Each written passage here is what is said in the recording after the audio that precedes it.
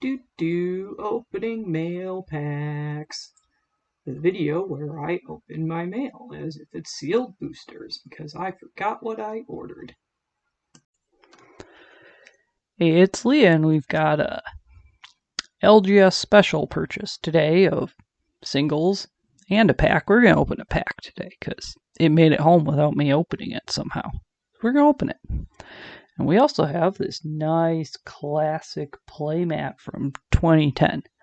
So, you know what happens when you forget you own a playmat and you leave it in a tube in the back of your closet for 10 years? It stays curled. I have been trying to flatten this poor playmat for about 2 months, and I think I'm finally there. It's only slightly curled on the corners now. But here we go.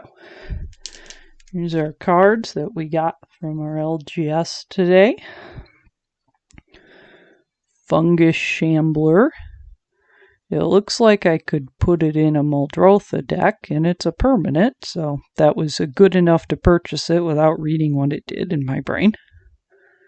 But it's trample. When it deals damage to your opponent, draw a card, and that opponent discards a card. So it seems kind of cool. Keep bringing it back if I put it in Muldrotha. This is a Cephalid Vandal. It's not super easy to read, but Cephalid was one of those old tribes that then has not come back around. At the beginning of your upkeep, put a shred counter on this. Then put the top 2 cards of your library into your graveyard for each shred counter on it. So it will self-mill you more and more efficiently as time goes. Why would somebody want that? I don't know. This is called Drownu's Pet. I might not be saying that right. Zoom it way in. Is it readable? No. Did I buy a $7 web camera? Yes. So it has kicker. If you pay the kicker, then it comes in with flying and has 1/1 counters where X is the discarded card's mana cost. So you have to discard a creature card as part of the kicker cost. So you have something super big and you want it in your graveyard, you can kick it out. But you are already paying 6 to do that. So will I ever know what to do with this? Not sure. Alrighty.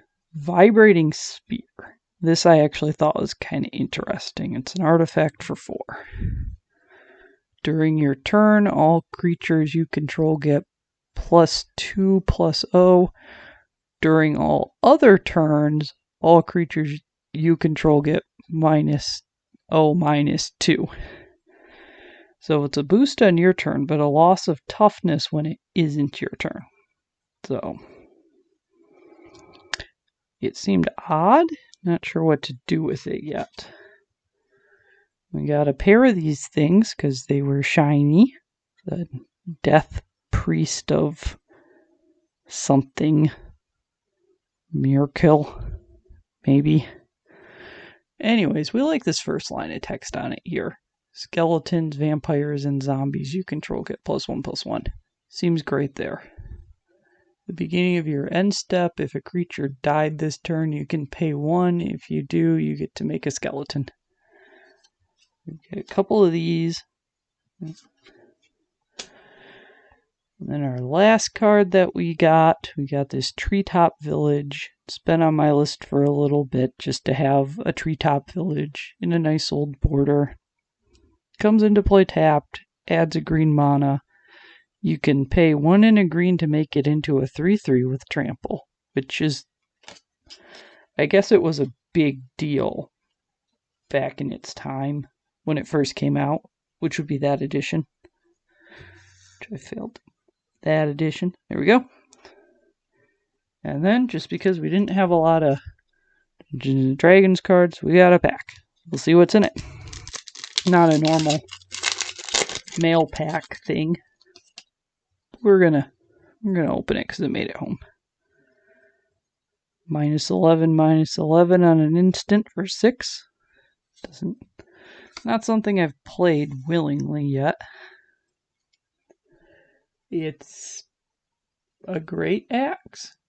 You'd think that would be 2 words, but okay. Equipped creature gets +4/+0 when equipped for 5. Costs 1 to put out there though.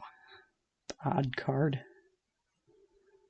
Potion of Healing. It's a white card. When it enters the battlefield, draw a card. It's polite that it replaces itself. Sack it to gain 3 life. Seems straightforward. It's a rogue. Deals combat damage to a player venturing to the dungeon. I have never tried that yet. Armory Veteran. As long as it's equipped, it has menace. Okay. Hired Hexblade. Enters the battlefield. If mana from a treasure was spent to cast it, draw a card and lose a life. Well, I like drawing cards. Losing life is an alright price for cards. This one requires me to roll dice. I do have to carry a d20 with me now when I go play. This card is purple. I guess purple's good, right? Why not have a purple card? I'll probably use that because I like it's purple. It's an Evolving Wilds. Priest of Ancient Lore. Enters the battlefield, gain a life, and draw a card. And I can use this in Pauper. I like this one. See, I like that one. Yes. I still like the purple Evolving Wilds better. Manticore. Flash flying and has tail spikes, which is some sort of ability. Enters the battlefield, destroy target creature an opponent controls that was dealt damage this turn. Okay. Seems alright. A white dragon. It has gold breath. And flying. No, it's cold breath. Gold or cold? Cold. Why can't it be gold breath? Then it could just breathe out treasure. That seems pretty cool. Enters the battlefield, tap target creature, doesn't untap, blah blah blah. Basic tap down effect. A dwarf. Burnar Battlehammer. Betting I'm getting that wrong too. Each creature you control gets +2/+0 for each equipment attached to it, and you can pay 0 to equip. With some restrictions, but cool enough.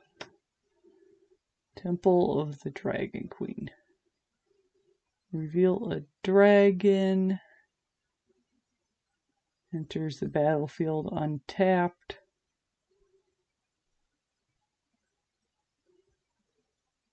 Enters the battlefield, you reveal a dragon from your hand. Enters the battlefield tapped unless you repeat all the first text. It seems like a very complicated way to decide if it enters tapped or untapped, because there's a lot of... It seems like there's excess words to describe that. So it enters the battlefield, choose a color, makes the mana of the color you need. So I like that. This is a green card. We're going to go with green. Is there like a lot of these different art cards in these D&D packs? This is normal for a D&D pack. If you control 2 or more other lands, Lair of the Hydra enters the battlefield tapped. Okay. Adds green. Or for X and a green, it becomes XX Hydra. X can't be 0, so it's a... Is it a temporary Hydra? Until end of turn, okay.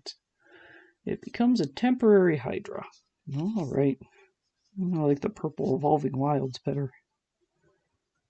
green Hydra thing, purple Evolving Wilds, Plains,